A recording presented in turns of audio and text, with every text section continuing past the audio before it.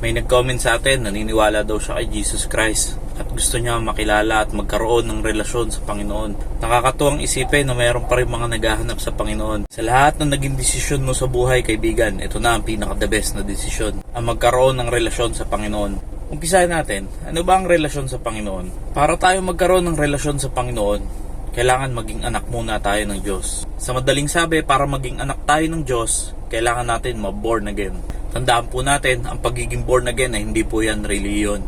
Nangyayari yan sa akto na pagtanggap natin sa Panginoong Hesukristo. Basahin natin, John chapter 3, verse 3, Verily, verily, I say unto thee, except a man be born again, he cannot see the kingdom of God. So, yun, napakalinaw, di ba? Except a man. So, maliban ang tao ay ipanganak na muli, hindi siya makakapasok sa kaharian ng Diyos o hindi niya makikita ang kaharian ng Diyos. Or, hindi ka maliligtas pag hindi ka na born again. Tandaan natin, hindi na tayo sa laman ipapanganak pag sinabing born again, kundi sa spirit. Dahil ang Diyos ay spirito. Kaya para magkaroon tayo ng relasyon sa Kanya, kailangan natin ipanganak sa spirito din. John chapter 3 verse 6, tignan natin.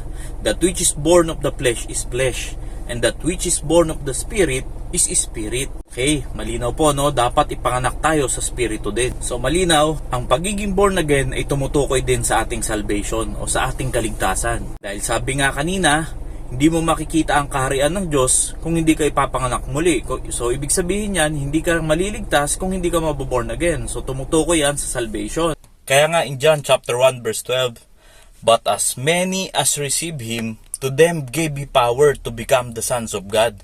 Diyan pa lang po tayo naging anak ng Diyos nung tayo ay naniwala at tinanggap natin ang Panginoong Hesukristo. Sabi ko nga, nung nakarang video ko, hindi po lahat ng tao ay anak ng Diyos. Nagiging anak lang ng Diyos ang mga tao pag tinanggap na ang Panginoong Hesukristo. Ang tanong, paano nga ba talaga naliligtas ang tao? Tignan natin. Ephesians chapter 2 verse 8. For by grace are ye saved through faith, and that not of yourselves. It is the gift of God. Isa-isahin natin. For by grace.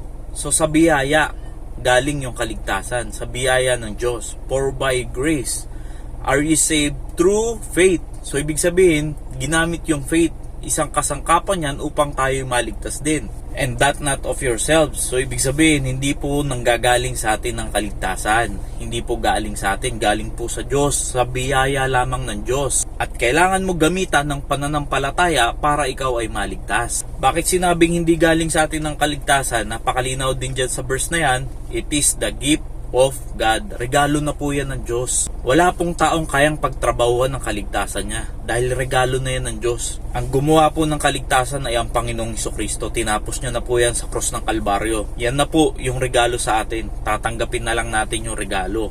Through faith. Kaya in verse number 9, not of works, lest any man should boast.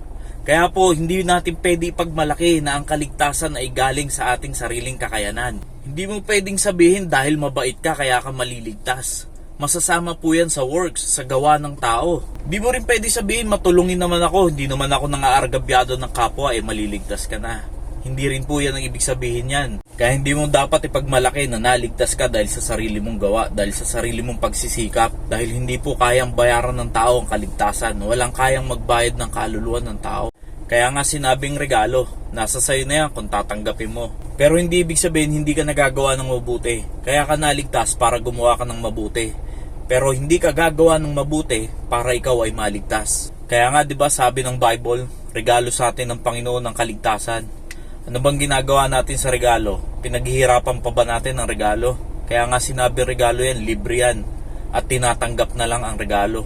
Ngayon, para magkaroon ka ng relasyon sa Panginoon, ito ang mga dapat mong gawin. Una, aminin mo na ikaw ay makasalanan. Dahil lahat tayo ay makasalanan. Sabi ng Romans 3:23, For all have sinned and come short of the glory of God. So lahat daw pala tayo makasalanan. Hindi tayo nakaabot sa kalulatian ng Diyos. Ngayon naman, kailangan mo manampalataya sa Panginoong Hesukristo. Sabi nga kanina, For by grace are you saved through faith. Kailangan mo ng faith. Kailangan mong manampalataya sa Panginoon. And last, in chapter 10 verse 9, that if thou shalt confess with thy mouth the Lord Jesus, and shalt believe in thine heart that God hath raised him from the dead, thou shalt be saved. Tandaan po natin, dapat buong puso natin tatanggapin ang Panginoong Hesukristo. Hindi lamang sa bibig na sinasabi natin, kundi dapat dinadamdam natin ang bawat sinasabi natin sa Panginoon. At lahat ay dapat nanggagaling sa ating puso, hindi sa salita lamang. Yan po ang mga kaparaanan upang maligtas ang tao. Sa totoo lang, hindi naman talaga mahirap maligtas. Hindi naman ganun kahirap unawain ang kaligtasan na pinapaabot sa atin ng Panginoon. Sa ganyang kaparaanan, maliligtas na po ang tao. Magkakaroon na ng relasyon sa Panginoon. Paano ba gagawin lahat ng yan? Sa pamamagitan lamang po ng panalangin.